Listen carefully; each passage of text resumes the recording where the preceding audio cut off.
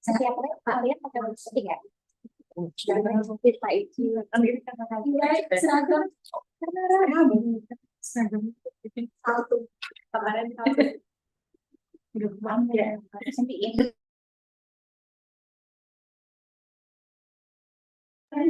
siap pakai butean teman-teman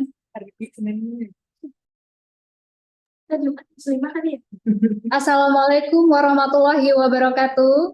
Waalaikumsalam warahmatullahi wabarakatuh. Shalom, Om Swastiastu, Namo Buddhaya, salam kebajikan, Rahayu, selamat sore dan tentunya salam sejahtera untuk kita semua. Halo sahabat Bawaslu dimanapun berada, kami ucapkan terima kasih buat Anda semua yang sudah bergabung melalui kanal YouTube resmi Bawaslu Republik Indonesia ataupun Bapak Ibu, rekan-rekan pengawas, jajaran Bawaslu daerah yang juga ikut bergabung melalui Zoom. Kami ucapkan terima kasih telah berkenan menyaksikan rangkaian acara kami pada sore hari ini. Disiarkan langsung melalui lantai 2 Gedung Bawaslu Republik Indonesia. Izinkan saya memandu, saya Vera, dan di samping saya ada Kepala Biro Fasilitasi Pengawasan Pemilu, izinkan kami sapa Bapak Eliazar Barus, dan juga ada Ibu Tenaga Ahli, Ibu Aprianti Marwah, dan juga ada tenaga ahli yang bergabung melalui Zoom, Bapak Iji Jailani. Selamat sore, Bapak. Ya, sepertinya sudah bergabung tadi.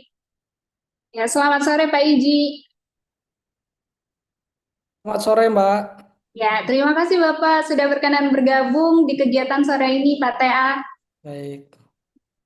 Baik, sahabat Bawaslu dimanapun berada, selama 1 jam ke depan, kami akan membersamai Anda menunggu beduk maghrib ya, bagi sahabat Bawaslu semua yang menunaikan ibadah puasa, daripada nggak ada kegiatan, scroll-scroll media sosial yang tidak berfaedah, akan ada baiknya kalau ikuti saja program kami di Ngabuburit Pengawasan tahun 2026, dengan tema di episode kali ini yakni penguatan tata kelola kelembagaan pengawas pemilu. Jadi nggak hanya scroll media sosial ngeliatin TikTok yang bakal bisa jadi nambah dosa yang tidak berfaedah, lebih baik kita menambah wawasan terkait dengan kepemiluan begitu.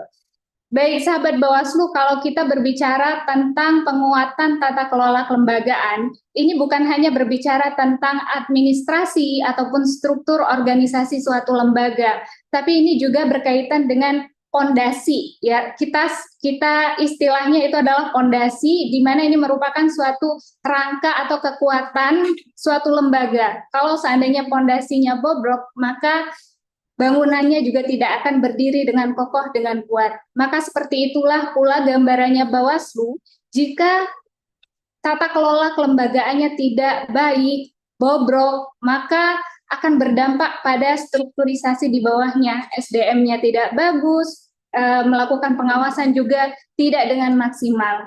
Maka dari itu apa aja sih harapan-harapan rakyat, mungkin harapan-harapan masyarakat terhadap Bawaslu dalam melaksanakan proses-proses pengawasan. Bagaimana representasi mereka agar Bawaslu ini bisa berdiri dengan baik dan pelaksanaan demokrasi juga dapat berjalan dengan maksimal. Nah, sahabat Bawaslu dimanapun berada, dalam kesempatan kali ini kami sudah terhubung dengan narasumber yang kalau di kalangan pemilu beliau sudah sangat familiar, namun bagi sahabat Bawaslu mungkin beliau belum tahu namanya ya kira-kira. Beliau sudah sangat sering jadi narasumber di kegiatan-kegiatan Bawaslu. Izinkan kami sapa, beliau adalah Direktur Indonesia Budget Center atau IBC. Selamat sore Bapak Arief Nur Alam. Selamat sore Mbak. Ya. Bagaimana kabarnya Pak? Sehat? Alhamdulillah sehat. Ya baik, apalagi di kantornya Bawaslu Provinsi Sultra yang sangat nyaman ini, saya terbantu untuk bisa fokus menyampaikan pemantik materi. Baik, kami juga mengucapkan terima kasih Pak kepada jajaran Bawaslu Provinsi Sulawesi Tenggara dapat membersamai Pak Arief pada sore hari ini. Pak Ketua dan juga anggota serta jajaran sekretariat. Baik Pak, mengingat waktu yang sudah semakin sore, kemudian teman-teman banyak yang berpuasa dan sudah tidak sabar sepertinya menunggu beduk maghrib, mungkin kami persilakan langsung saja kepada Pak Arief untuk menyampaikan materi. Pada Bapak, disilakan. Ya, terima kasih Pak Moderator yang saya hormati, Pak Karo, ya kemudian TA, Mas Iji, Mbak Rapi. Jadi saya mohon maaf tidak bisa bergabung langsung dari ke RI karena saya masih berada di Sulawesi Tenggara, dan juga kepada tim yang ada di ruangan Bawaslu RI, dan juga yang saya hormati teman-teman yang bergabung dalam SUB, khususnya kepada seluruh Bawaslu Provinsi, Kabupaten, Kota se-Indonesia, dan juga teman-teman masyarakat publik yang ikut serta dalam Zoom ini. Ya, pertama-tama saya terima kasih untuk bisa berjumpa di bulan puasa. Kalau bulan puasa kemarin kita juga bergabung di ngabuburit, tapi konteksnya pembahasannya berbeda. Ya, teman-teman semuanya, awal saya mengucapkan Bismillahirrahmanirrahim. Assalamualaikum warahmatullahi wabarakatuh, dan salam sejahtera untuk kita semua. Karena suasananya adalah bulan Ramadan, maka saya awali dengan Alhamdulillahirrabbilalamin. Ya. Mudah-mudahan pelaksanaan kegiatan ini bisa berjalan sukses sampai selesai. Nah, saya awali dengan statement atau pesan yang disampaikan oleh Presiden keempat kita dalam hal ini, Gus Dur. Ya, next. Ya, saya ambil di website atau Humas Bawaslu RI dan juga Bawaslu Provinsi Sulawesi Tenggara. Pak Gus Dur mengingatkan kita bahwa demokrasi bukan hanya soal pemilu, tetapi juga tentang keadilan, tentang kebebasan. Jika salah satu dari itu terancam, maka demokrasi kita sedang dalam bahaya. Saya kira ini sebagai spirit dari Presiden keempat kita untuk mengingatkan. Nanti saya akan kaitkan dengan apa tantangan konteks penguatan kelembagaan Bawaslu, juga saya akan kaitkan dengan beberapa hasil kajian dari lembaga internasional dan juga lembaga yang ada di Indonesia. Nah, lanjut. Next. Ya, tadi Gus Dur sudah mengingatkan kita bahwa demokrasi bukan hanya semata persoalan pemilu, tapi berkaitan dengan keadilan dan kebebasan.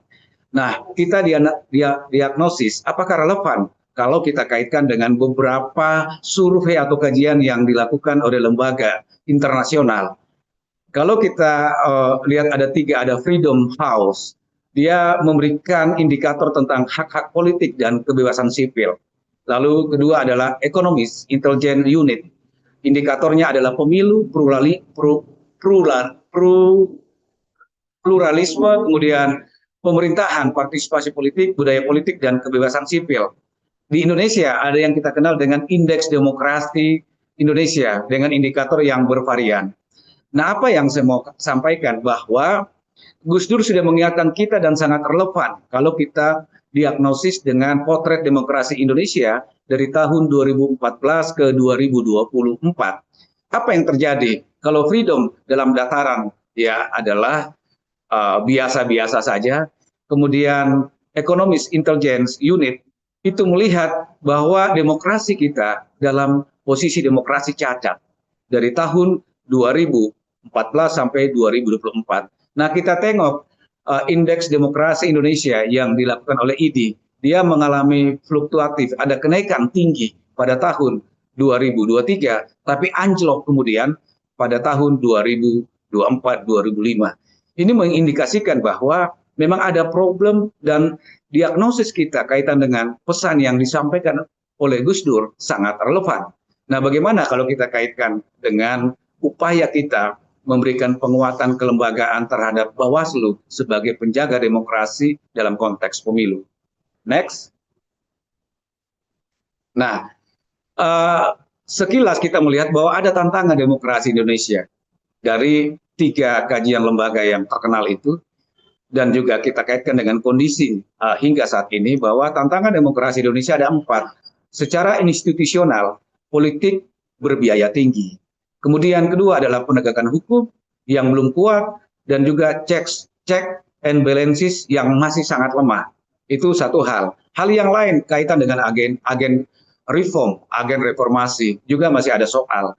Pertama adalah dukungan setengah hati atas demokrasi dari kalangan elit, kemudian eksploitasi politik identitas masih saja terjadi, masyarakat sipil juga mengalami fragmentasi, kemudian elit menunggangi demokrasi kita. Ya, mudah-mudahan ini semakin kuatnya Bawaslu. Para elit tidak akan menunggangi Bawaslu dalam rangka untuk proses-proses yang manipulatif dalam proses pemilu ke depan. Kemudian kooptasi media juga oleh politik. Ini menjadi penting ketika kita banyak berdialektika kepada seluruh masyarakat dan Bawaslu kabupaten kota. Karena kita sadari agen-agen perubahan kita, agen-agen demokrasi juga sudah terkooptasi oleh politik pragmatis. Nah, tantangan yang berikutnya adalah budaya. Populisme yang berlebihan, politik dinasti, kemudian ada deviasi demokrasi. Masih banyak penentang-penentang, bukan hanya demokrasi, penentang-penentang kuatnya Bawaslu juga masih terjadi. Kemudian struktural adalah oligarki, ketimpangan, ekonomi, dan korupsi. Itu yang kita potret pada hari ini. Lanjut. Ya, bagaimana? Ya, kalau kita kaitkan dengan tantangan dalam konteks penguatan tata kelola kelembagaan pengawas pemilu yang terus tumbuh, yang harus adaptif, maka tantangannya ada 2. Kaitan dengan penguatan fungsi profesionalitas tupoksi, juga adalah penguatan fungsi tata kelola kelembagaan. Itu yang menjadi substansi. Kalau kita kaitkan dengan visi Bawaslu, bahwa Bawaslu menjadi lembaga pengawas pemilu yang terpercaya. Ini suatu spirit kita untuk betul-betul memikirkan dalam non-tahapan ini, apa upaya kita, apa spirit yang harus kita dorong dalam rangka penguatan fungsi profesionalitas tupoksi, kedua, penguatan fungsi tata kelola kelembagaan. Lanjut. Ya, ada 2 tadi, spirit penguatan kelembagaan dan juga kaitan dengan profesionalisme tupoksi yang ada di tubuh Bawaslu, tanpa kecuali adalah di Bawaslu kabupaten kota. Spirit penguatan kelembagaan, tentunya kita sering berdiskusi dari satu tempat ke tempat lain tentang netralitas dan independensi. Bagaimana kita berharap bahwa dalam konteks penguatan kelembagaan, kemampuan menjaga perilaku yang tidak mudah dipersepsi berpihak. Kita saja belum melakukan keberpihakan, tapi menjaga persepsi orang terhadap netralitas dan independensi menjadi bagian penting untuk memperkuat kelembagaan Bawaslu. Kemudian integritas, kita juga sering mendiskusikan bagaimana antara ucapan dan tindakan kita dalam bulan puasa ini menjadi satu renungan refleksi untuk menata kembali netralitas, independensi, dan juga integritas. Apa yang dimaksudkan dengan penguatan profesionalitas tupoksi? Ada 3 hal. Ya, diperlukan kompetensi. Kompetensi berkaitan dengan analisis, berkaitan dengan hipotesis, berkaitan dengan tesis dan sintesis. Bukan hanya kompetensi tentang kepemiluan, tapi kemampuan punya analisis, punya hipotesis, tesis sampai kemudian sintesis. Sehingga kita bisa melakukan pemetaan-pemetaan tentang problem yang ada di lapangan, misalnya di kabupaten kota, di provinsi, yang mungkin sosial politiknya berbeda. Kemudian kedua adalah manajemen leadership. Ini diperlukan profesionalitas tupoksi semua divisi kaitan dengan manajemen leadership. Kemampuan untuk mengelola pergerakan tim, lalu kemudian bagaimana menggerakkan kepada tujuan, bagaimana upaya kita dalam rangka melakukan penguatan kelembagaan. Yang ketiga adalah networking dan connecting. Jangan menara gading di kantor, di internal, tapi harus mampu menjangkau, punya kemampuan networking dan connecting. Sehingga upaya dan kepercayaan stakeholders kepada Bawaslu masuk pada derajat kepercayaan yang positif sesuai dengan visi kelembagaan Bawaslu itu sendiri. Nah, sekali lagi spirit penguatan kelembagaan terbagi atas independensi dan integritas, kemudian profesionalitas tupoksi terbagi atas kompetensi, manajemen leadership, networking, dan connecting. Berikut, next, kaitan dengan tata kelola pengawasan pemilu. Ini kembali provinsi, kabupaten, kota, dalam bulan puasa ini, bulan Ramadan, yang kalau Teloli mengatakan ini bulan yang panas, kalau pada saat kick off juga Cak Toto mengatakan bahwa Ramadan ini adalah bulan pembebasan, dan juga saya mengingat juga pesan dari Ketua bahwa penguatan tata kelola pengawasan pemilu adalah merupakan jalan panjang, bukan jalan pendek yang tak berujung. Oleh karena itu spirit penguatan Teloli menyampaikan nyala panas harus dihidupkan kembali dalam bulan puasa, kemudian melangkah setelah Lebaran dalam konteks penguatan kelembagaan dan tata kelola pengawasan pemilu dan juga profesionalitas. Saya kira ini sering kita diskusikan, hanya merefleksikan kembali di semua komisioner, di semua kasek yang ada di provinsi, kabupaten, kota, kemudian di provinsi, untuk upaya kita, jalan panjang kita untuk menata lembaga ini sesuai dengan visinya adalah mendapat trust publik, tentunya dengan menata penguatan pengawasan pemilu, tata kelolanya, dan juga profesionalitas. Lanjut.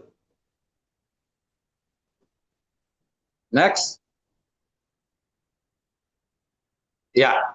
Kalau itu kita bisa capai, maka banyak buku-buku, banyak yang sudah disampaikan oleh seluruh pimpinan RI, ketua, anggota, bahwa kalau penguatan kelembagaan mungkin tidak ideal tapi baik untuk mencapai ke hal yang ideal, maka kita bisa pastikan relevansi kinerja penyelenggara pemilu dalam penguatan legitimasi demokrasi adalah merupakan persoalan utama dalam demokrasi pemilu. Itu yang kita jadikan sebagai spirit.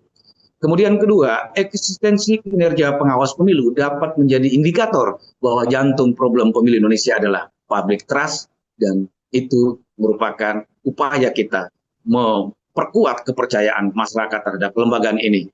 Tentunya dengan indikator adalah dengan parameter pemilu yang demokratis adalah integritas proses dan integritas hasil. Jadi memang Bawaslu bekerja bukan melihat saja siapa menang, siapa yang kalah, tapi bagaimana dalam proses-proses perebutan kekuasaan itu tetap sesuai dengan prinsip-prinsip keadilan, kemudian prinsip-prinsip apa yang diatur dalam aturan perundang-undangan. Lanjut. Ini yang menjadi beyond-nya dalam diskusi ini. Apa isu-isu krusial terkait dengan spirit penguatan tata kelola kelembagaan? Saya menyampaikan yang sifatnya jangka panjang, kemudian yang sifatnya jangka pendek. Ada fase adalah dalam rangka untuk persiapan 2029, ada fase dalam kerja-kerja non-tahapan dalam 1-2 tahun ke depan. Apa saja? Pertama adalah perbaikan regulasi.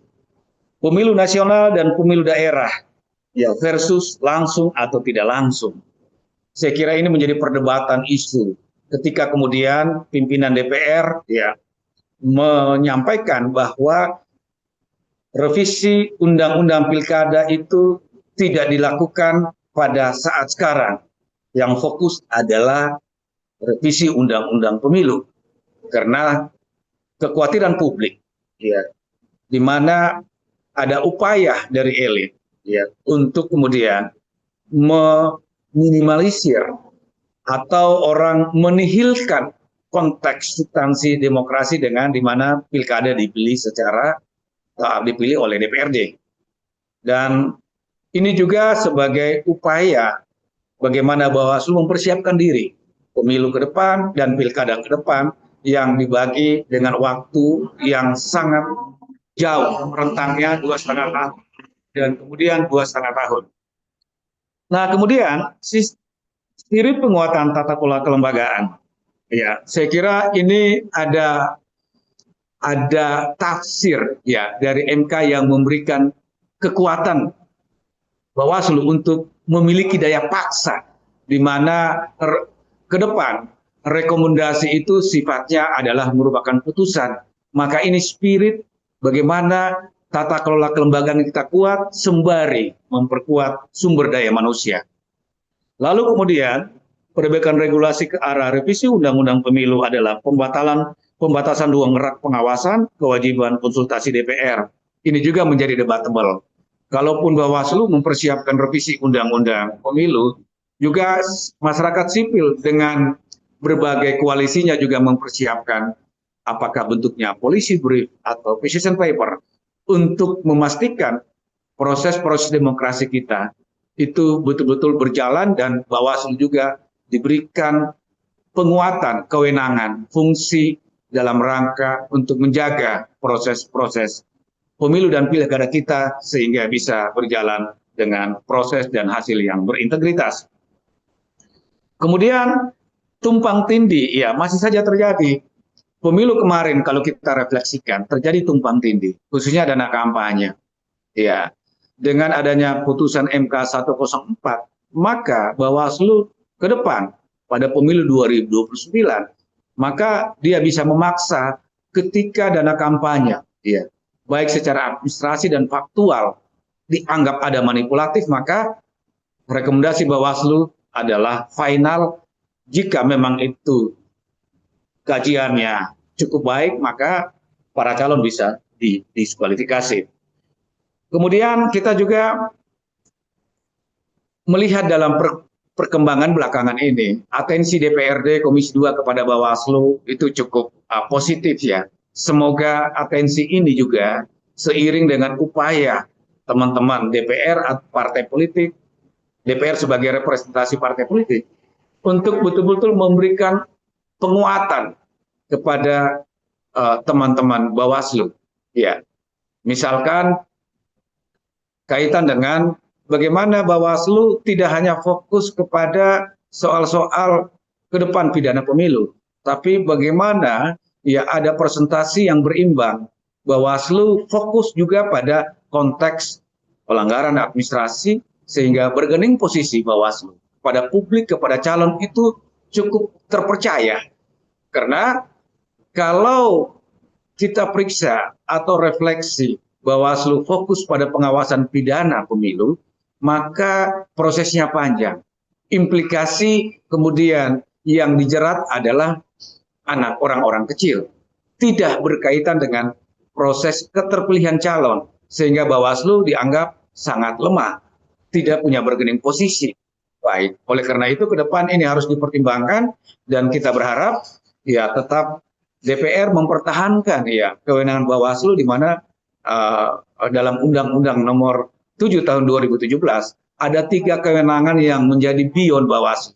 Pertama adalah di kabupaten kota adalah permanen, kemudian keanggotaannya bertambah, dan ketiga adalah kewenangan sanksi administrasi. Semoga ini tetap dipertahankan.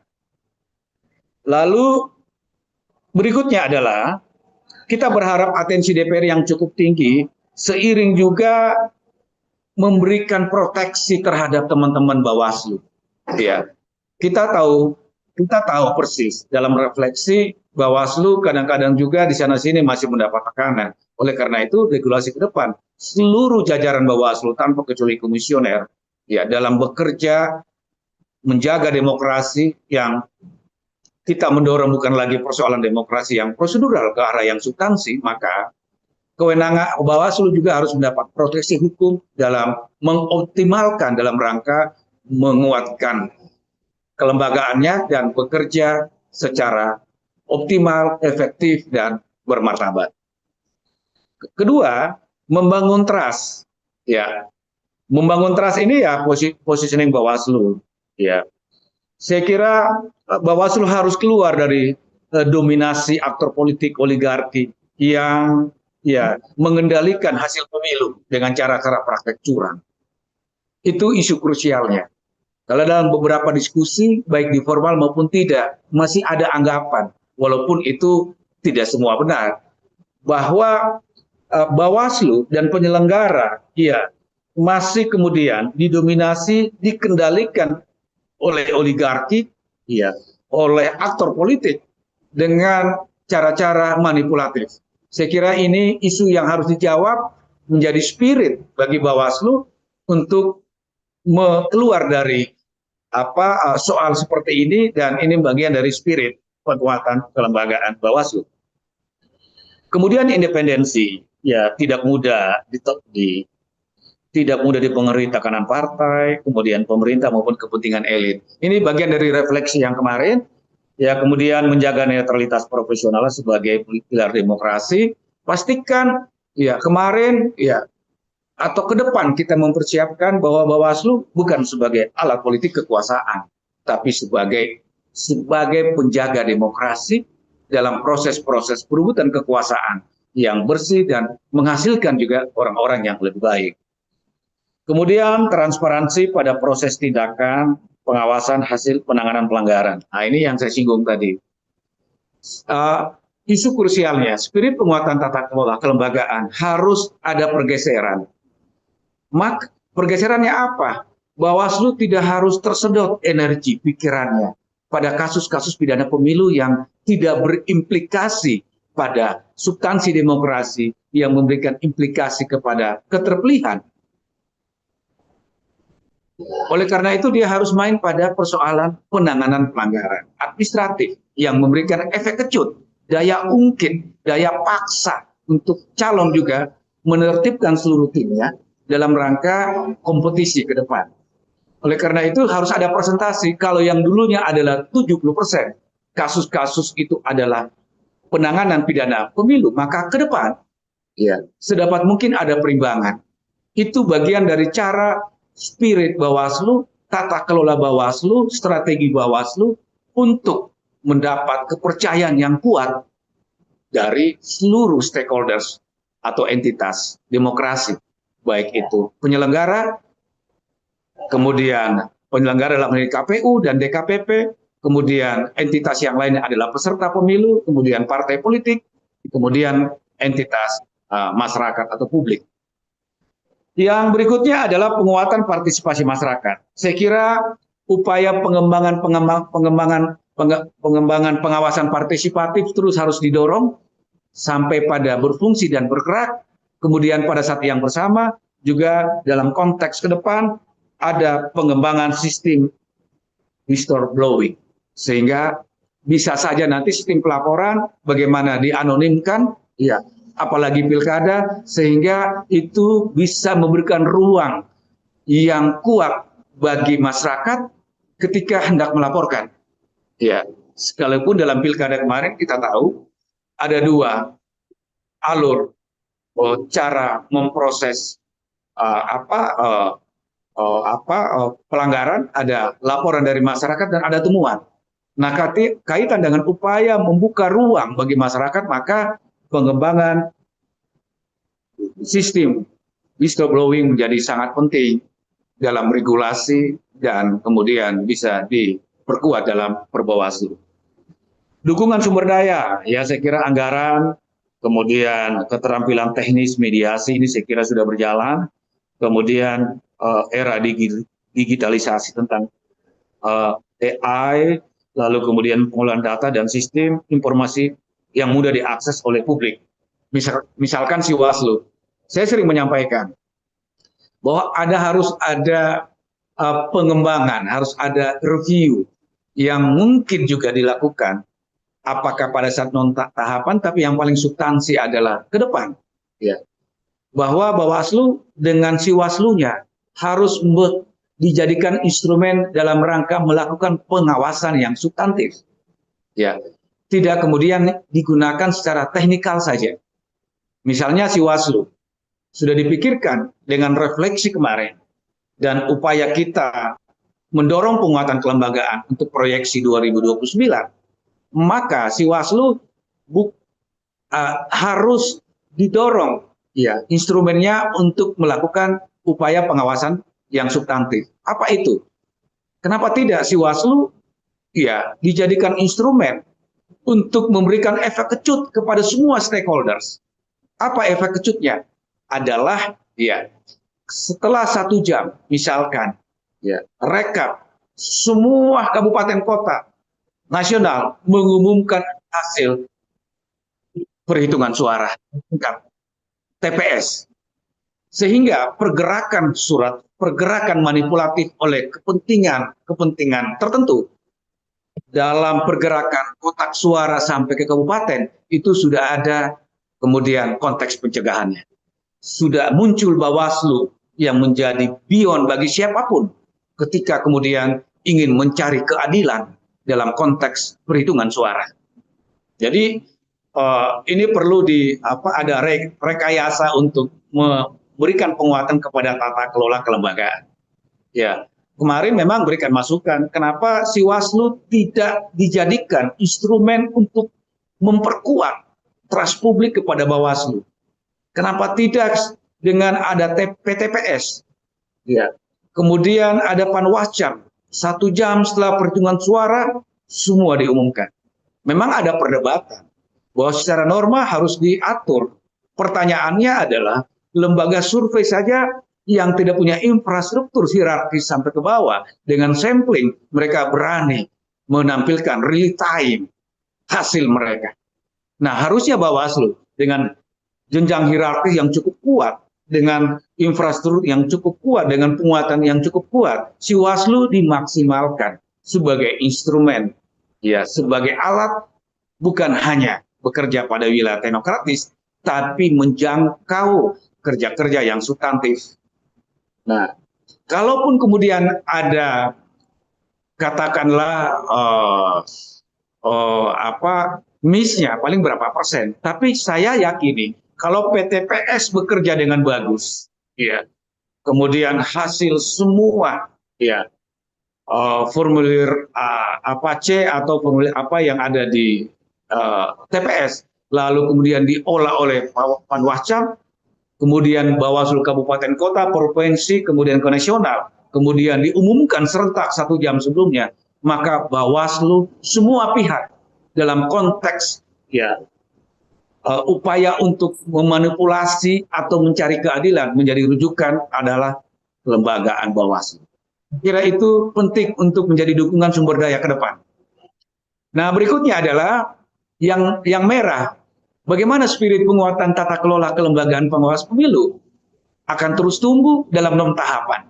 Kalau tadi berbicara pada konteks jangka panjang, maka pada gambar yang berwarna merah itu adalah spirit penguatan tata kelola kelembagaan pengawas pemilu yang terus tumbuh di non tahapan. Di antaranya adalah, saya kira ketua dan anggota secara keseluruhan pimpinan RI ya punya semangat ya dengan apa memberikan ya membuat kebijakan sebagai legacy yang cukup kuat untuk penguatan tata kelola dan kelembagaan Bawaslu khususnya untuk provinsi dan kabupaten kota untuk menata peta jalan roadmap. Apa itu?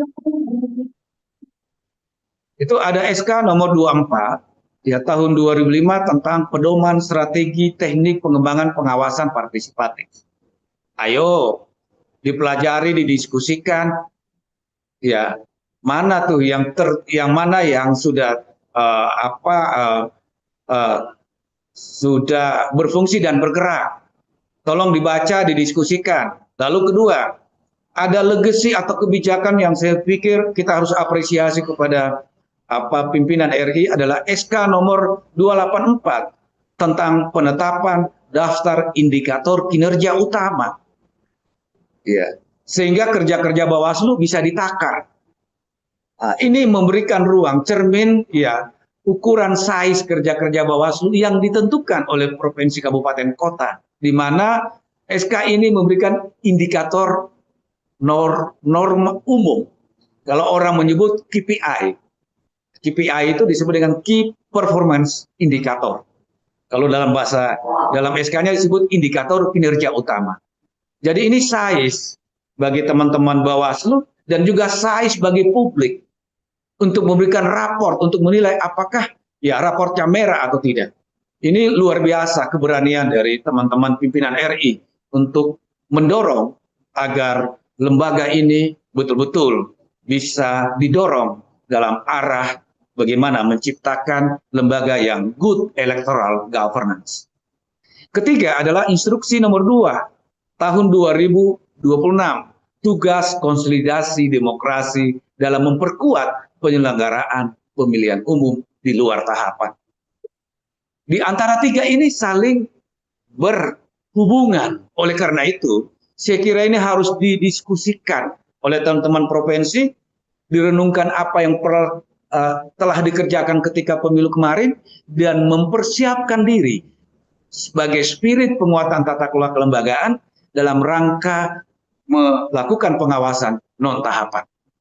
Ya, nah saya kira adil juga bagi teman-teman Bawaslu RI bahwa dalam penetapan daftar indikator kinerja utama juga ada indikator yang menjadi ukuran yang dibuat. Dalam SK itu saya kira formatnya sudah bagus, ya. Demikian juga dalam konteks SK 261, ya, 241 yang juga beririsan atau berhubungan dengan instruksi nomor 2 tahun 2026 tentang tugas konsolidasi demokrasi. Nah, ini sering beririsan. Nah, hanya saja menurut informasi dan pengamatan dan survei kecil-kecilan saya, tiga kebijakan ya dalam non tahapan ini belum tuntas didiskusikan. Saya kira mudah-mudahan bulan puasa ini menjadi spirit ya panas, menjadi spirit kebebasan dan juga spirit penguatan tata kelola kelembagaan yang tak berujung. Maka kemudian ini penting untuk didiskusikan seluruh kabupaten kota provinsi tentang tiga kebijakan ini dalam rangka menata, membangun peta jalan dalam konteks pengawasan non tahapan.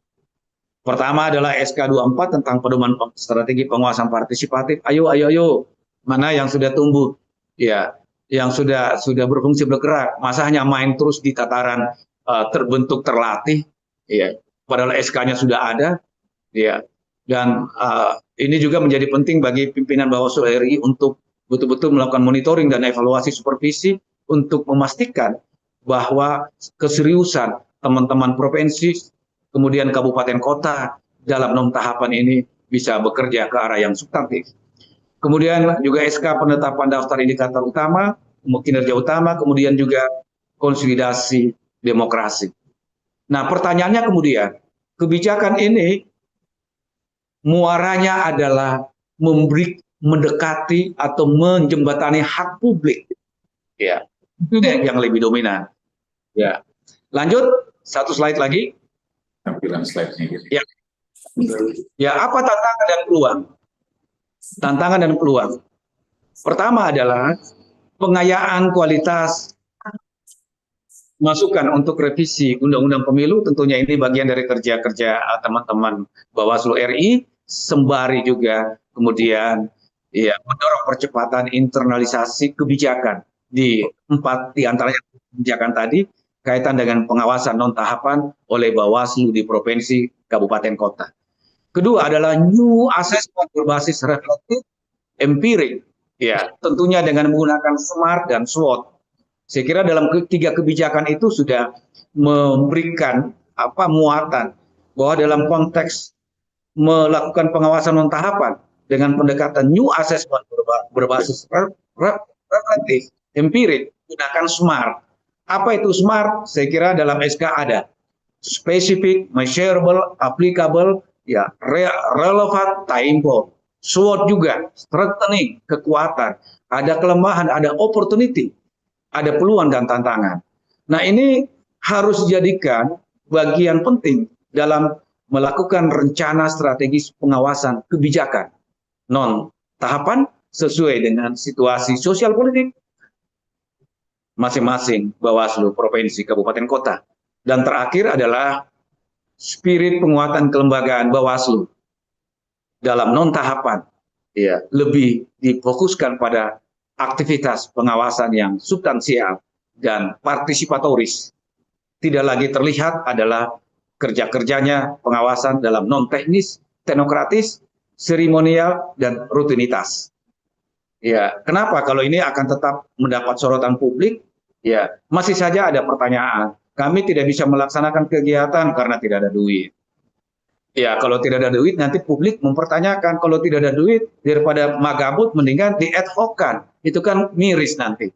Oleh karena itu, saya berharap spirit penguatan kelembagaan Bawaslu dalam rangka non tahapan menjadi bagian dari upaya kita menaikkan ya kepercayaan publik terhadap lembaga ini sesuai dengan visinya. Apa yang harus dilakukan ke arah itu adalah fokus pada aktivitas pengawasan yang substansial dan partisipatoris, turun ke bawah.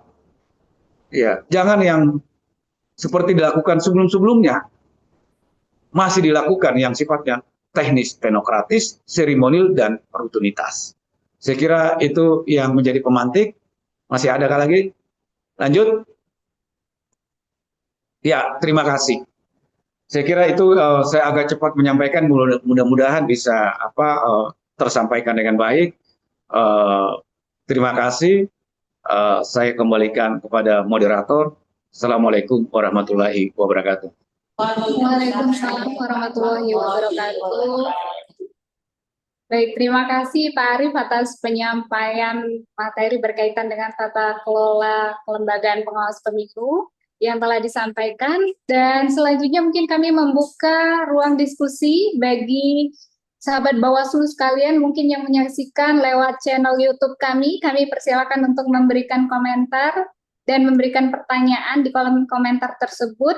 Kemudian juga kepada Bapak Ibu, rekan-rekan jajaran Bawaslu daerah yang mengikuti rangkaian acara kami melalui Zoom, kami persilakan jika ada yang ingin memberikan pertanyaan. Mungkin ada yang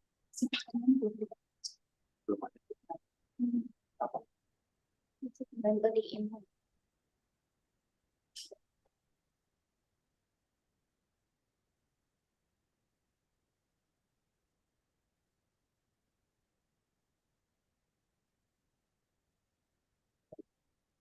Sepertinya belum ada yang memberikan pertanyaan ini Pak Arief, tapi ada yang mendoakan Pak Arief supaya tetap sehat. Sehat selalu Pak Arief, katanya di kolom Zoom ya.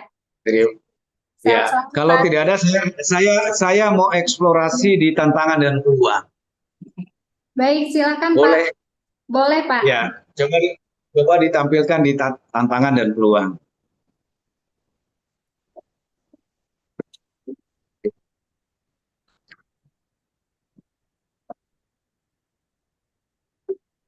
Aja. Ya, tantangan peluang, ya dinaikkan ke atas lagi. Sorry. Ya, tadi saya menyampaikan tantangan peluang adalah bagaimana Bawaslu, kabupaten kota, kemudian provinsi, dan tentunya ya melalui supervisi koordinasi dengan teman-teman tim yang ada di RI, itu memfokuskan kerja-kerja yang sifatnya substansial dan partisipatori.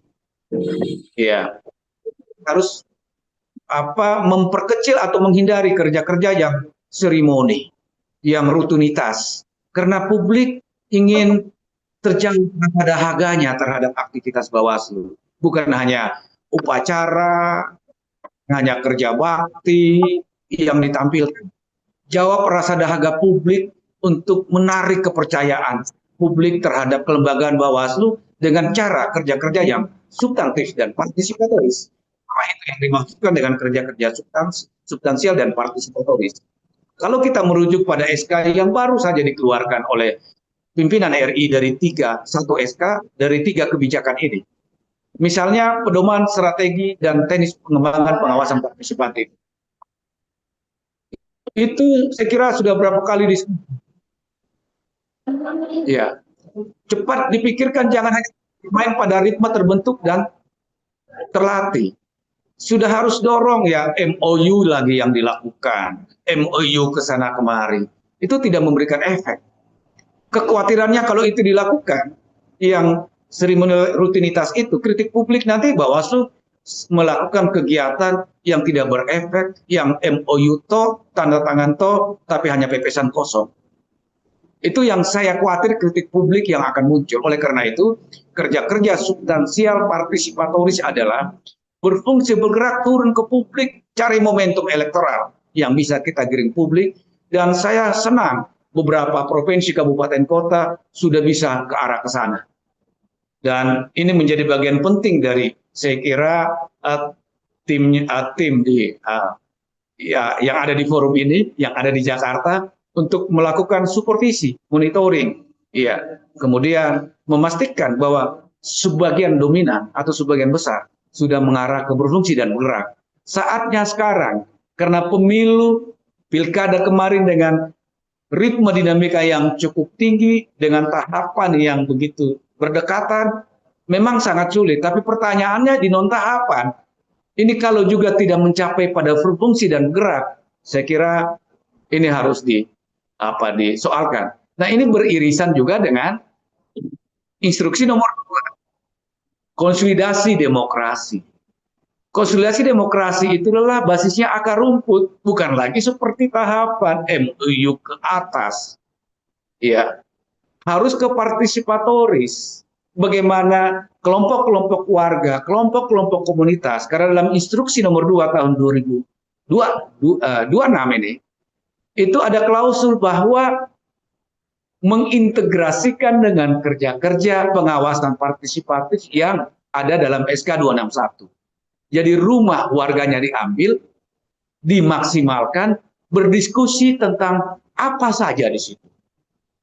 Berdiskusi kepada publik, bahwa publik itu di samping mendorong kaitan dengan pengawasan partisipatif, juga publik harus dikuatkan, dibincangkan bahwa Bawaslu juga melakukan sengketa proses. Sengketa proses itu apa saja? Oh, yang berproses, yang bersengketa itu adalah penyelenggara dengan peserta, atau peserta dengan peserta. Itu yang dimaksudkan dengan sengketa proses. Kalau penanganan pelanggaran, apa? Disampaikan ke komunitas itu.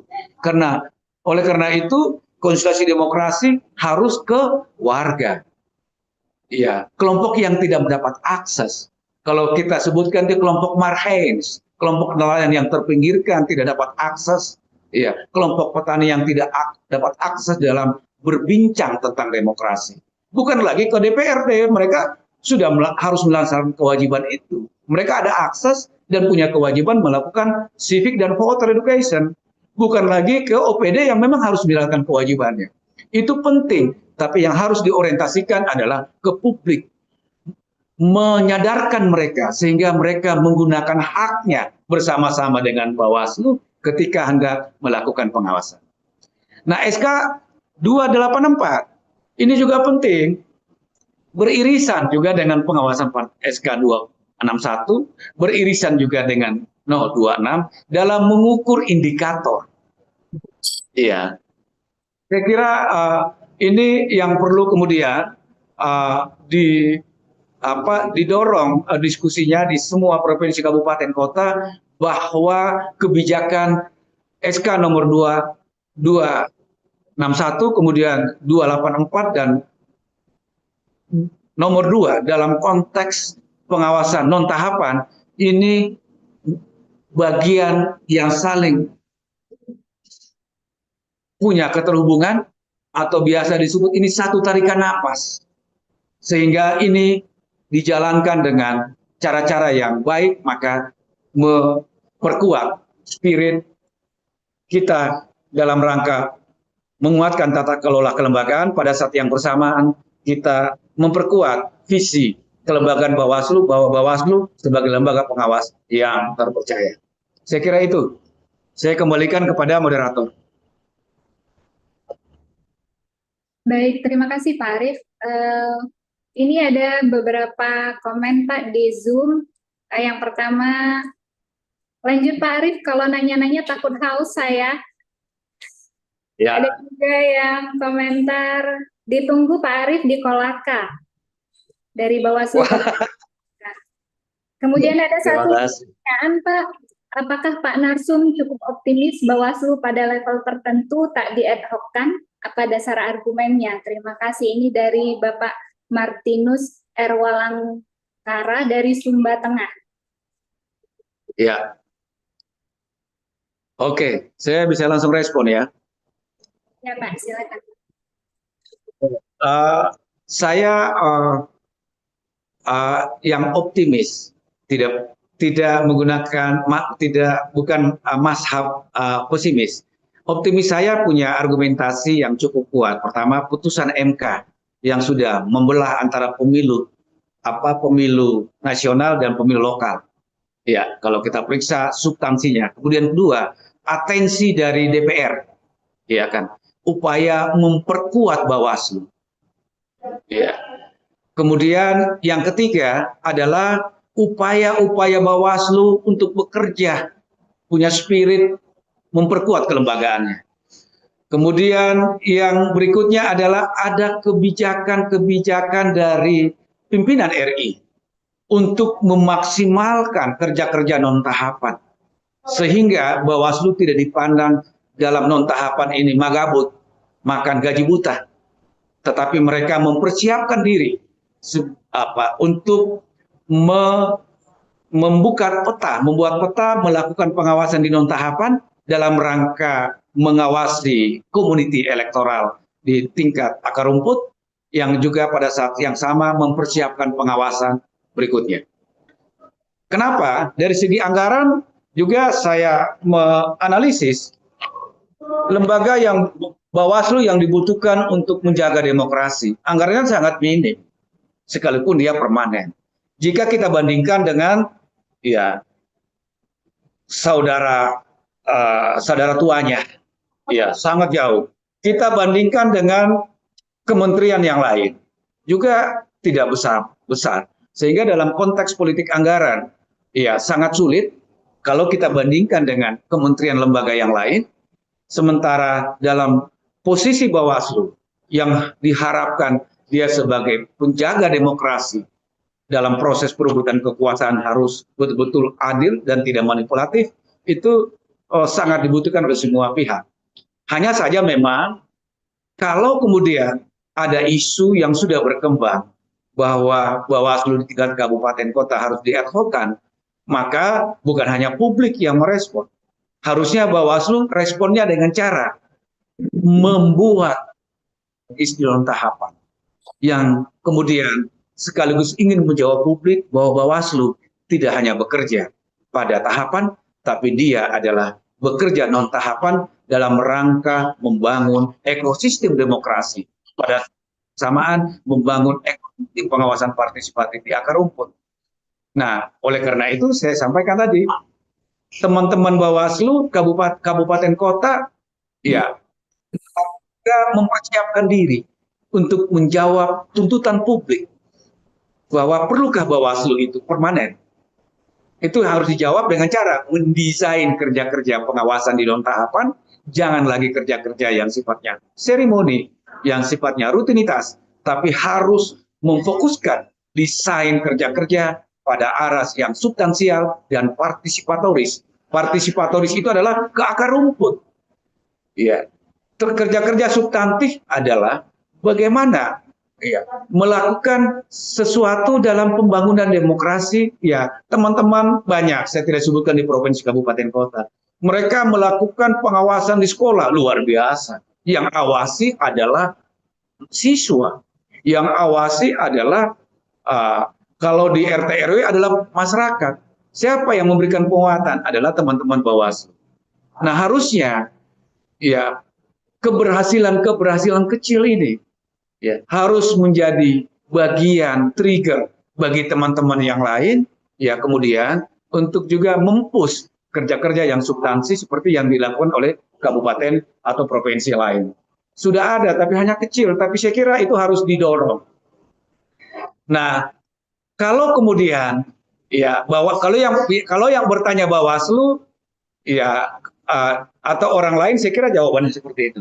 Kalau Bawaslu saya kira ya harus memperbaiki. Karena saya tahu persis juga ada IKU, Key Performance Index, itu adalah menjadi penting yang dikeluarkan oleh RI dalam rangka untuk menjadi tools. Apakah provinsi, kabupaten, kota itu layak untuk dipilih kembali? Ya.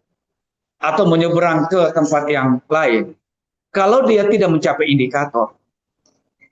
Karena indikator ya itu menjadi rapor per individu, secara kelembagaan maupun secara individu. Kita sekarang isu yang berkembang adalah namanya CPI, ya korupsi persepsi indeks. Sekarang kan ya raportnya KPK, indeksnya kan merah. Nah, nanti dicari yang kasih merah siapa, divisi apa. Nah, kalau tetap permanen Bawaslu, kemudian indikator tidak bisa dicapai oleh secara masing-masing tematik, saya kira ini menjadi salah satu instrumen Bawaslu untuk menata kinerja dan kelembagaan, nggak usah lagi dipilih. Saya kira itu sebagai rekomendasi saja kepada pimpinan. Karena indeks, ya KPI, indeks kinerja utama harus menjadi bagian penting, dihubungkan dengan kerja-kerja pengawasan partisipatif, dikaitkan lagi dengan konsolidasi demokrasi. Ini 1 tahun terukur. Saya berharap ini dimonitoring oleh pimpinan RI, jadi kemudian ini menjadi bahan bagi proses rekrutmen, sehingga proses rekrutmen ya tidak syarat dengan kepentingan semata politik, tapi harus diisi oleh orang-orang yang betul-betul berkinerja baik. Saya kira itu respon saya. Terima kasih. Saya kembalikan kepada moderator. Baik, terima kasih Pak Arif.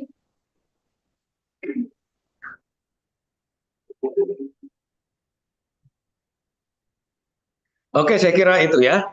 Jadi Pak TA, Ibu TA, Pak TA ini harus supervisi monitoring harus ketat. Ya, dengan timnya ya Pak Karo. Ya, karena sangat bagus. Instrumen-instrumen dari SK 261 dan yang lain ini bisa menjadi variabel proses rekrutmen ke depan untuk menihilkan ya secara politik memang ada unsur politik, tapi harus ya politiknya diperbaiki berbasis pada kinerja. Orang-orang yang tidak berbasis kinerja nggak usah lagi, bagaimana Pak Karo? Supaya kinerja lembaga ini cepat tulusnya cepat naik. Ya. Jadi saya nanti meminta rekomendasi kepada seluruh pimpinan ini legasi yang baik supaya teman-teman itu ya kemudian ya hanya bekerja apa adanya, sementara harapan dan kehadiran Bawaslu itu sangat diharapkan untuk betul-betul bekerja dalam proses-proses demokrasi kita ke arah yang lebih baik. Proses-proses demokrasi kita bukan lagi ke arah yang prosedural, tapi ke arah yang substantif. Oleh karena itu, saya berharap dengan 3 kebijakan yang saya sampaikan tadi, dalam non-tahapan, harus ada laporan, harus diukur, dipegang oleh Karo atau pimpinan yang lain, itu menjadi rujukan referensi dalam proses rekrutmen ke depan.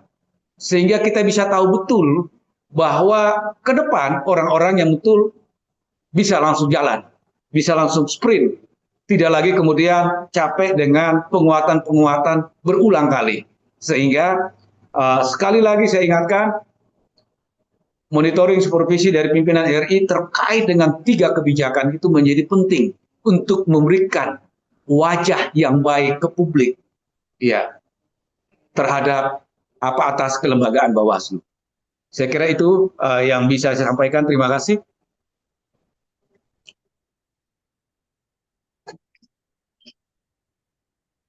Terima kasih Pak Arif.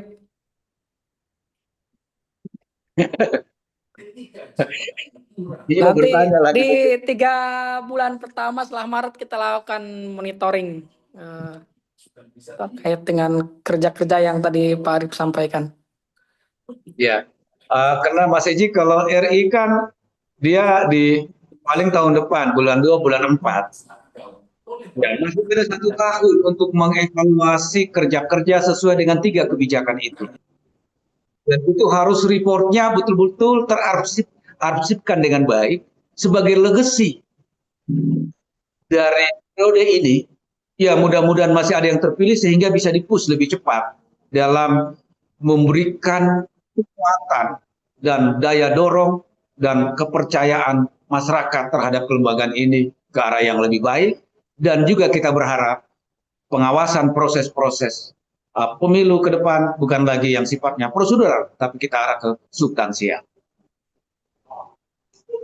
Jadi saya kira sangat memungkinkan ya. Cukup berani, menurut saya pimpinan Erik cukup berani membuat kebijakan ini.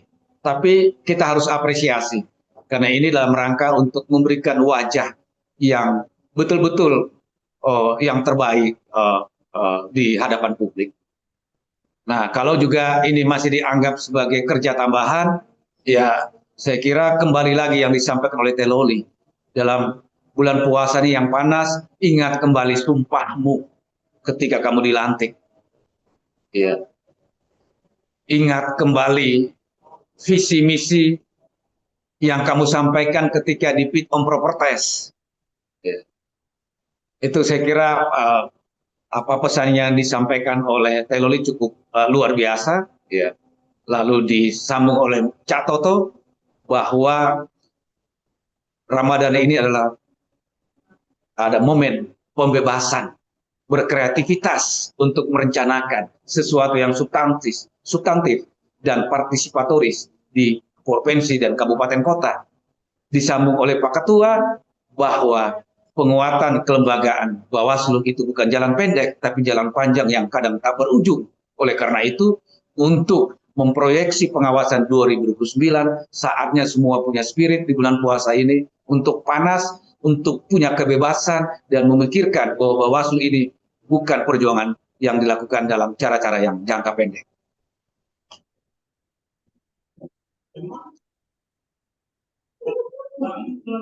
Gitu. Saya kembalikan kepada moderator. Ini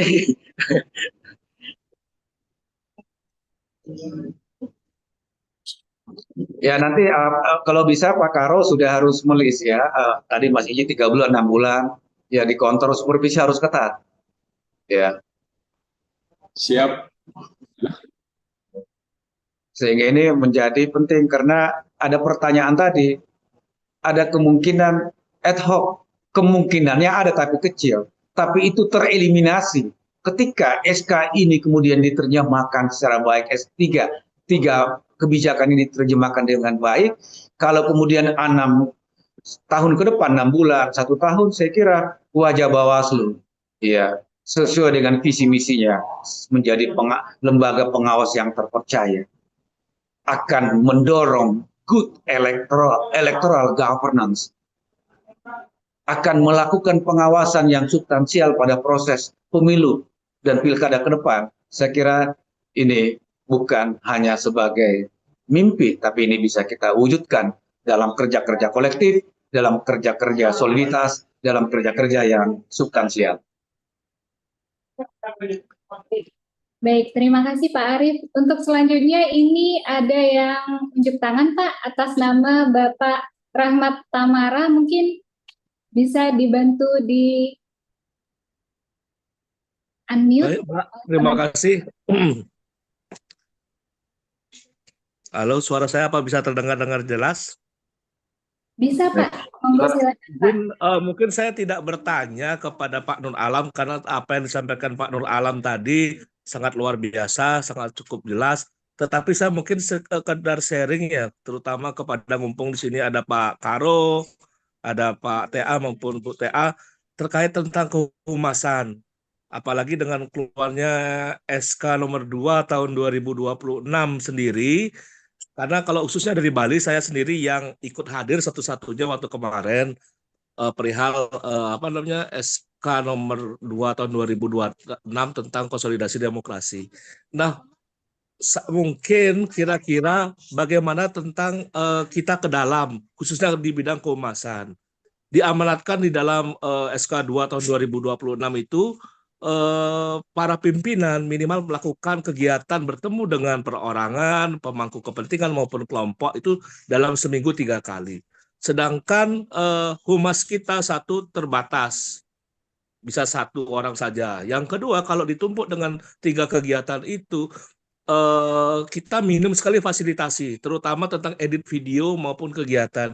Nah, ini mohon kira-kira dari Bawaslu RI bisalah menganggarkan, misalkan Canva, misalkan juga di dalam setiap apa namanya divisi ataupun yang lain ada kontributornya lah yang mendorong ke humas. Kalau semuanya ditumpuk ke humas dengan merasa bahwa SK, oh kan saya sebagai arsiparis, saya bukan ini. Nah, kadang-kadang masih terjadi ego-ego seperti itu gitu loh. Jadi ketika kita genjot ini SK 261, kelabaan jadinya di kehumasan. Yang kedua, apalagi jalan beriringan antara yang tadi Pak Nur Alam sampaikan, SK konsolidasi demokrasi dengan pengawasan partisipatif. Saya kemarin pada saat di Tajur Halang itu menyampaikan kenapa nggak dipertajam saja SK 261 tanpa menerbitkan SK konsolidasi demokrasi tadi, karena apa yang kita lakukan di dalam SK 261 itu sebenarnya sudah menggambarkan atau mencerminkan yang dilaksanakan pada saat konsolidasi demokrasi, apalagi di sana sudah lebih kemarin tajam di SK 261 itu terhadap otoritarianisme, habis itu oligarki dan lain-lain. Yang ini agak sedikit, kalau menurut saya agak sedikit tidak pas kita laksanakan di luar forum yang resmi. Kan tidak baik misalkan kita berbicara di warung kopi, kita berbicara otoritarianisme, oligarki dan lain-lain. Kalau menurut saya kurang pas dilakukan itu. Kok Bawaslu malah yang dianggap nanti bahwa mengkritik ke dalam, karena kita kan sama-sama ibaratnya bagian dari pemerintah menyukseskan. Itu tidak muncul dari bawah tadi, tetapi kita menurut saya hanya menyiapkan ruang bagaimana sih terhadap isu-isu terkini kepemiluan yang dilihat, oh oligarki. Nah, kita paling sebagai pemantik, tetapi kalau kita diminta sebagai ini, nah ini mohon juga mungkin sedikit masukan dari Pak Nur Alam terhadap tema yang diangkat di dalam SK 261. Kami tetap tegak lurus kepada pimpinan, tapi mohon mungkin caranya perihal tentang membahas itu kami mungkin supaya tepat dan tidak dianggap bahwa Bawaslu ini sudah nggak ini ketika melaksanakan konsolidasi demokrasi malah dianggap ya cari masalah baru. Begitu Pak Nur Alam dan Pak Karo, mohon masukan dari kami yang di kabupaten ini, kalaupun ada salah kata dan perbuatan tidak bermaksud apa-apa, ini demi lembaga tercinta. Terima kasih, saya kembalikan lagi ke Pak.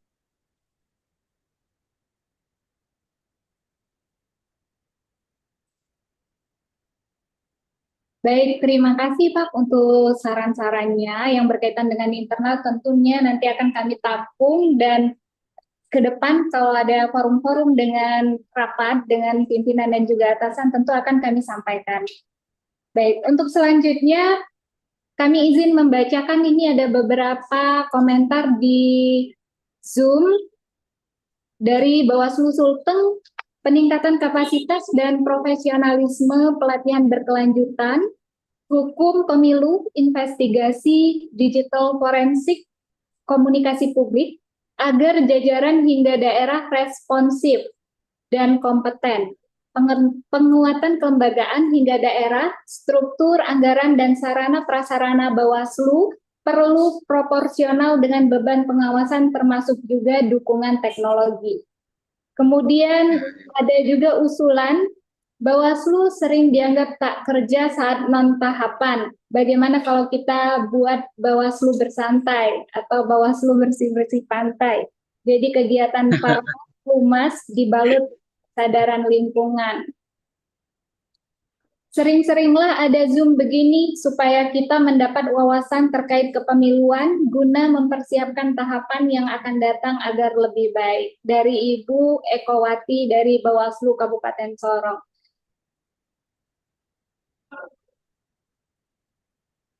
Kemudian di Martinus, Pak, apakah kita siap menerima tantangan pada era efisiensi, dan jika kita kreatif dan inovatif di masa non-tahapan, maka kita akan dipercaya publik dan mengambil keputusan. Mohon responnya, Pak. Terima kasih. Bapak mungkin izin untuk satu pertanyaan ini mungkin masih bisa direspon, Bapak. Waktu kita masih di pukul 17:29. Mohon izin, Pak Arief. Ya, terima kasih. Saya mencoba merespon. Saya lupa tadi yang penanya pertama yang kaitan dengan dari Humas itu. Kan ada, saya memberikan respon pertama Humas dalam konteks non tahapan. Humas dia harus memporsikan kerja-kerja publik. Ada dua, jangan dominan public relation, hanya menampilkan kerja-kerja Bawaslu. Harus seimbang dengan public opinion. Bahwa ketika dilatih masyarakat, apa pandangan masyarakat terhadap Bawaslu. Itu yang positif dinaikkan. Jadi dalam non tahapan, dalam rangka memperkuat spirit penguatan kelembagaan, kerja-kerja Humas sudah harus berimbang. Bukan lagi semata public relation, tapi harus juga dibarengi dengan public opinion. Kalau public relation semata untuk menampilkan aktivitas Bawaslu bahwa berkegiatan, itu juga penting, tapi harus ada perimbangan. Humas dibangun dalam kerja-kerja public opinion. Ketika diberikan penguatan kepada warga, minta capture pandangan mereka terhadap aktivitas itu. Jadi publikasinya public opinion. Jadi harus imbang, bukan lagi public relation yang semua Bawaslu, tapi minta public opinion kepada warga terhadap apa yang dilakukan oleh Bawaslu dalam kerja-kerja non tahapan kaitan dengan 3 kebijakan ini. Sehingga penguatan kelembagaan, kepercayaan publik kita bisa tangkap dengan cepat. Itu masukan saya secara substansi. Mengenai instrumen alat, nanti Pak Karu akan merespon secara internal. Nah, kemudian kaitan dengan otoritarianisme, saya kira oligarki nggak jadi soal. Ya, karena oligarki inginkan Bawaslu kuat, dia inginkan Bawaslu lemah. Nah, memang harus dengan bahasa, SK itu sifatnya makro, harus diterjemahkan dengan bahasa yang sesuai dengan kondisi lokal. Kenapa kita bicara otoriter? Karena Bawaslu juga tidak menjadi pengawas yang demagog. Demagog itu adalah yang masa mau bodoh, tidak mau mendengar kritik, tidak mau berubah. Bawaslu bukan dipimpin oleh pemimpin yang demagog. Demagog itu ya masa bodoh, tidak mau mendapat kritik. Yang itu menciptakan pemimpin yang otoriter di lingkungan Bawaslu, apalagi dia sebagai penjaga demokrasi. Jadi hubungannya di sana. Otoritarianisme itu lahir dari pemimpin yang demagog. Kenapa? Yang lahir pemimpin demagog berarti ada prosesnya yang salah. Jadi menceritakan itu bukan masuk pada ruang perdebatan yang terlalu berat. Bisa saja tapi dengan bahasa yang berbeda. Bahwa Bawaslu tidak diinginkan dia kuat oleh kelompok kepentingan yang sering melakukan upaya perebutan kekuasaan dengan cara-cara curang. Oligarki tidak suka kalau Bawaslu kuat karena semua dana mereka bisa diketahui pergerakannya. Ya. Oligarki di mana ya? Para pemilik tambang yang sangat rakus, dan kemudian kita tahu terbukti temuan PPATK menjelang pemilu dan pilkada menunjukkan banyak ya uang-uang yang diduga money laundering dicuci dalam rangka untuk kepentingan dana politik. Siapa yang punya? Adalah oligark. Dia ingin melanggengkan kekuasaan yang mensupport kebijakan dia, katakanlah yang merusak lingkungan. Itu disederhanakan bahwa kita jangan memilih orang-orang yang memang dalam kekuasaan oligark. Karena masyarakat tidak berdaya dan dia akan mengambil kebijakan yang tidak pro rakyat, misalkan begitu. Di bahasa oligarki ya orang yang donatur yang punya upeti, disederhanakan. Kenapa dia harus bicara tentang otoritarianisme? Karena itu ujung dari kalau kemudian pemimpin itu demagog. Ya, pemimpin yang demagog, bukan yang demokratis tapi demagog, ikut melahirkan otoritarianisme. Itu yang dihubungkan, tapi dengan betul, dengan kalimat bahasa yang sesuai dengan kemampuan serapan pesan yang ingin kita sampaikan kepada peserta. Tapi hubungannya di sana. Dengan cara seperti ini mengundang eksternal, Bawaslu keluar dari memimpin lembaga penjaga demokrasi ini menjadi lembaga yang demagog, yang buta tuli terhadap masukan. Dia bekerja tidak ada peta dan tidak ada tidak ada refleksi dan kritik dan evaluasi. Jadi itu dihubungkan ya, bahwa kenapa otoriter itu muncul? Karena dia adalah pemimpin yang demagog. Pemimpin yang demagog cenderung adalah dikuasai oleh kepentingan oligarki dalam proses perebutan kekuasaan.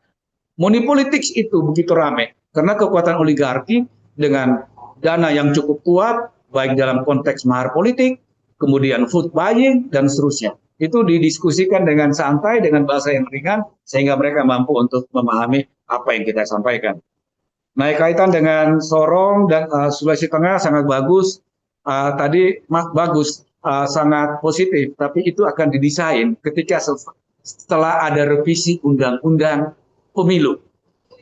Bawaslu akan mempersiapkan diri dalam mendesain ya kebijakan yang sekarang ada dalam tahapan. Setelah ada revisi undang-undang pemilu, maka Bawaslu akan mempersiapkan masukan tadi bahwa harus melakukan kerja-kerja yang intens, melakukan sosialisasi kepada publik. Kemungkinan itu bisa dilakukan itu setelah revisi undang-undang pemilu. Ya, karena kita berbicara pada konteks ini ada yang jangka panjang, ada yang jangka pendek. Ya. Yang jangka pendek adalah kaitan dengan 3 kebijakan tadi. Kemudian jangka panjang adalah mempersiapkan input masukan dalam konteks revisi undang-undang pemilu. Soal kemudian apakah permanen atau tidak, melihat simptom-simptom kecil kemungkinan. Tetapi sekecil apapun kemungkinan itu kemudian harus dijawab oleh kerja-kerja non tahapan, maka lahirlah ya kebijakan dari pimpinan RI untuk tetap menjaga ya spirit semangat berbicara tentang penguatan kelembagaan, berbicara juga tentang keanggotaan dan kelembagaan Bawaslu yang permanen, jangan kemudian di-ad-hoc-kan. Kalau kemudian memang harus permanen, maka jangan ada jawaban Bawaslu. Kami tidak bisa kerja karena tidak ada duit. Pertanyaannya berarti Anda di Bawaslu dengan permanen, ya publik juga akan mempertanyakan, apalagi dengan efisiensi. Jadi logika-logika ya, preferensi-preferensi itu harus dihilangkan oleh teman-teman Bawaslu. Kalau saya turun ke daerah, kenapa tidak kegiatan? Kita lagi adakan saja karena tidak ada anggaran. Wah, saya mempertanyakan kualitas dia sebagai komisioner atau berada di Bawaslu. Ya. Yang lain efisiensi, ya. Anda berarti mau kerja di Bawaslu hanya magabut dong. Hanya upacara, kemudian kerja gotong royong, tampilkan Facebook, tampilkan ke Instagram, tampilkan ke sana kemari, hanya itu kerjanya, itu bahaya. Itu akan memudahkan rontohnya kelembagaan Bawaslu dari permohonan ke ad hoc. Ya, saya kira kita tidak akan mau berkontribusi sekecil apapun. Bawaslu itu lemah, termasuk dalam melemahkan kelembagaan Bawaslu di tingkat kabupaten kota yang permanen, kemudian menjadi ad hoc, kembali lagi ke masa yang lalu, di mana kita berharap dengan Bawaslu yang kuat adalah Bawaslu yang permanen di tingkat kabupaten kota. Bahkan saya menginginkan ya dalam revisi undang-undang pemilu bukan lagi 3, semua 5, provinsi 7, Bawaslu 7, semua provinsi 5, tidak 7, kemudian kabupaten 5. Bahkan saya mempersiapkan masukan seperti itu. Tetapi pertanyaannya, memang betul ada yang pesimis. Yang pesimis adalah berarti teman-teman yang ada di Bawaslu yang tidak mau berkontribusi lembaga ini yang dia berada untuk dia betul-betul kuat secara kelembagaan dan secara trust publik juga bisa diraih dengan positif. Jadi pertanyaannya itu, kalau yang komisioner staf yang bertanya adalah, Pak kami ngapain Mas Iji turun, Ibu TA turun, kami tidak punya duit untuk beraktivitas. Wah itu saya pikir harus ditanya semangatnya, spiritnya dia menjadi Bawaslu. Kalau tidak, publik mempertanyakan lagi, ya sumpah janji dia ketika dilantik. Atau tidak, ketika mereka fit on proper test. Saya dapat semua rekaman, saya sumpahnya tahu, kita tanyakan. Kalau Anda memang sudah tidak bisa berkegiatan, mendingan minta nonaktif lebih baik. Supaya rakyat tidak rugi juga. Seperti itu. Jadi saya berharap tidak adalah yang teman-teman kemudian dengan alasan saya tidak punya duit. Loh. Rakyat sebagai pembayar pajak yang mempertanyakan, Anda tidak layak permanen, kalau bisa ad hoc saja, itu cepat itu harusnya. Kalau statement itu sering muncul, bahwa kami tidak bisa berkegiatan karena tidak duit. Kegiatan-kegiatan non-tahapan hanya satu titik. Tidak semua harus dilakukan ketika tahapan pemilu kemarin. Perbawaslu 261 hanya satu titik di setiap kabupaten. Kok hanya alasan duit tidak masuk di akal buat saya. Apalagi masyarakat, ya.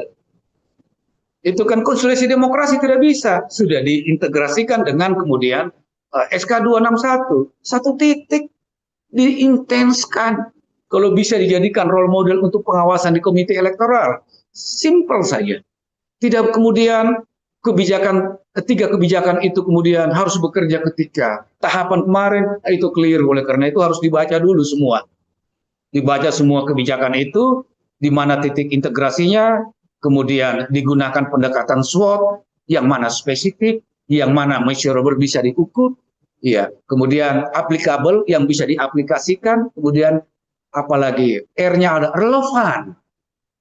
Jangan hanya omon-omon dibuat kegiatan yang tidak sesuai dengan kebutuhan, relevan sesuai dengan kondisi lokal. Kemudian buat time bound-nya, waktunya berapa lama? 3 bulan, 6 bulan, 1 tahun. Itu kemudian dievaluasi. Saya kira itu bisa dilakukan sehingga kita berharap lembaga ini kuat kalau orang-orangnya juga ingin berkontribusi untuk lembaga ini bisa kuat ke depan sebagai legacy. Siapapun yang ada di Bawaslu, lembaga ini adalah tetap menjadi milik publik, terpercaya, dan sebagai penjaga demokrasi yang sesungguhnya, bukan sebagai penjaga demokrasi yang seolah-olah. Saya kira itu. Baik, terima kasih Pak Arief. Berkaitan dengan trust publik ini ya Pak ya, memang betul bahwa di masa non-tahapan itu sebenarnya Bawaslu selalu bekerja. Masyarakat banyak yang menilai bahwa Bawaslu tidak bekerja. Apa sih kerjaannya? Kan ini tidak ada tahapan pengawasan.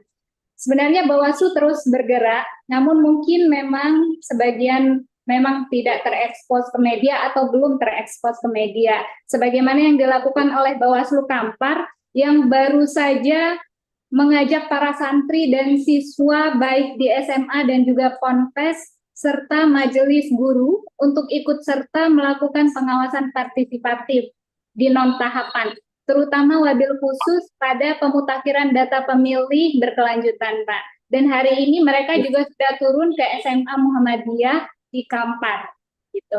Jadi mungkin memang kita karena keterbatasan sarana prasarana mungkin di daerah belum dapat secara detail mengekspos ke media. Namun sahabat Bawaslu dimanapun berada mungkin harus lebih intens lagi melihat di sosial media Bawaslu daerah dan juga Bawaslu Republik Indonesia itu Humas selalu mengekspos apa saja kegiatan yang sudah dilakukan oleh Bawaslu setiap harinya.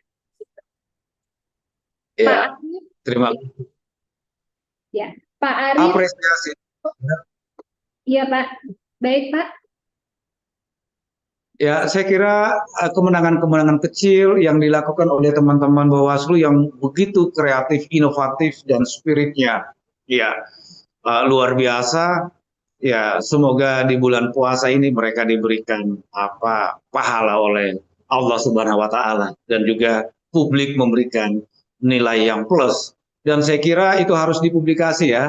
Bagus sekali ke Tabanan, ke Bangli, ke tempat yang lain. Karena tidak ada kata terlambat kalau kemudian momentum elektoral tidak bisa diraih. Pasti ada. Sepanjang memang terkonsolidasi dengan baik. Kemudian kedua, sekali lagi humas public relation, public opinion yang seperti itu di public opinion. Opininya kepada publik. Kalau ke Bawaslu ada public relation, di humas itu untuk menampilkan kerja-kerja Bawaslu. Dalam non tahapan ada dua hal dalam humas yang harus dilakukan. Sorry, ini masukan saja ya, bahwa penting public relation, tapi juga jangan lupakan public opinion dalam rangka menjawab kegelisahan publik dalam non tahapan. Ya, itu yang bisa sebagai masukan buat saya, sehingga semua terintegrasi kerja-kerjanya. Ya, kalau hanya public opinion mungkin tidak public relation tidak semua orang punya kesempatan. Kalau public opinion itu bisa masif.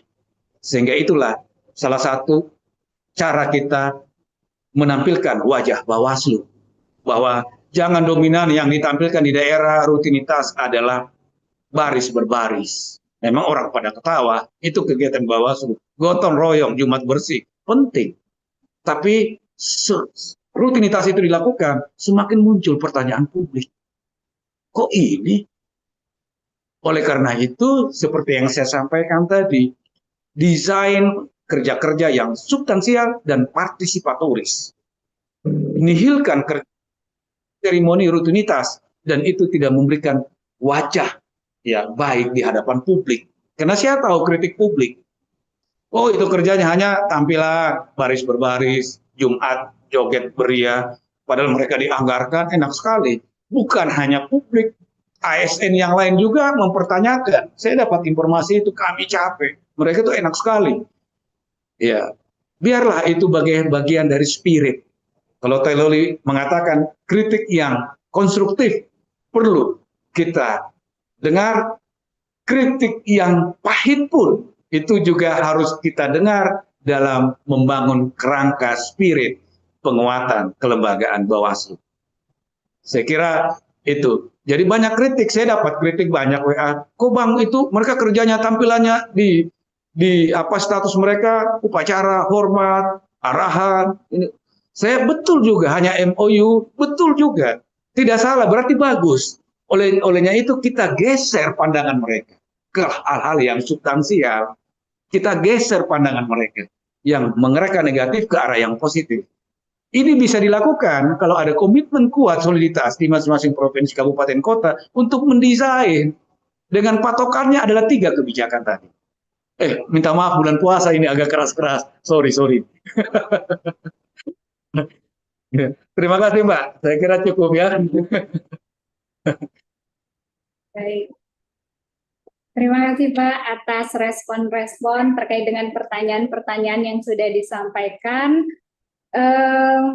Waktu sudah menunjukkan pukul 17.47, rasanya di tempat Pak Arief mungkin sudah persiapan berbuka ya Pak ya? Sudah berbuka ya Pak?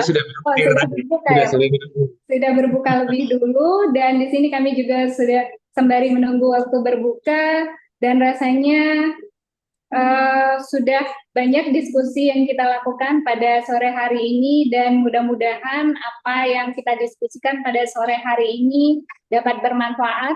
Kami ucapkan terima kasih banyak kepada Pak Arief atas sharing ilmu dan juga pengalaman yang sudah disampaikan, dan tentunya ini akan menjadi motivasi serta spirit bagi kami selaku pengawas pemilu, dan juga sekaligus menambah wawasan juga untuk sahabat Bawaslu yang ikut menyaksikan dari rumah masing-masing.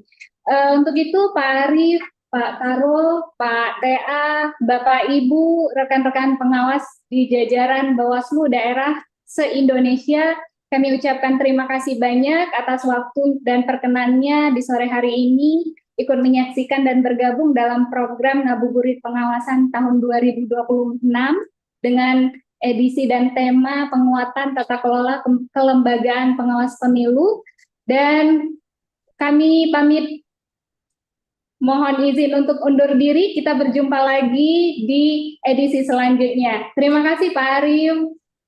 dan Ya, juga sama-sama terima kasih dari Pak Karo, Provinsi Sulawesi Ibu Tenggara. TA, Pak Fatma, Febi dan tim yang lain. Terima kasih. Terima kasih Pak Arif. Terima kasih luar biasa. Pak Arif. Terima kasih Ini Pak Arif. ini the real spiritnya membakar. Makasih Pak TA. Ya, siap Bang. Sehat selalu. Bapak semua. Selamat berbuka. Kang Ijin. Mantap, Ya. mantap, mantap, mantap. Ya, mantap, mantap. Kita nanti monitoring ke daerah. Siap, Siap. ditunggu Oke. Kang Iji, ditunggu. Izin Pak Tia, waktu tarawih di Indonesia Timur. Ois, selamat Ya. berbuka Bang Daim. Mantap. Siap. Udah tarawih Bang, udah tarawih Pak Tia. Oh, Iya, kita udah ini. menunggu kita buka puasa ini. Ya, ya. udah tarawih. Oh, Ya. Mantap, lanjut. ya mari ya. Selamat sore. Terima kasih semuanya. Selamat sore Pak Arif. Terima kasih. Sama-sama juga untuk semuanya. Mohon maaf jika ada yang kata-kata yang kurang berkenan. Bulan puasa ini bagian dari kita saling memaafkan menjelang sambil menunggu nanti Lebaran. Luar biasa Pak Arif. Siap. Baik, terima kasih Bapak Ibu. Kami izin menutup Zoom. Kami akhiri billahi taufiq wal hidayah. Wassalamualaikum warahmatullahi wabarakatuh. Waalaikumsalam warahmatullahi wabarakatuh.